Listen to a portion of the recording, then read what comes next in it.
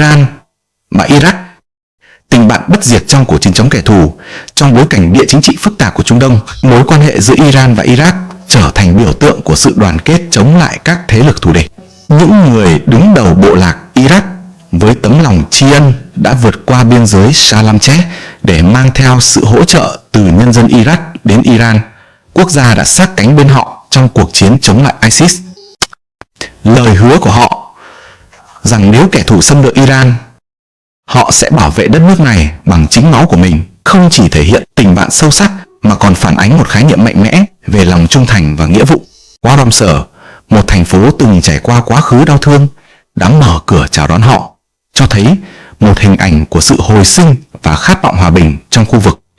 Tình bạn này không chỉ là một mối liên kết giữa hai quốc gia mà còn là một thông điệp mạnh mẽ gửi đến những kẻ thù chung rằng họ sẽ không bao giờ đơn độc trong cuộc chiến bảo vệ bản sắc và quyền lợi của mình.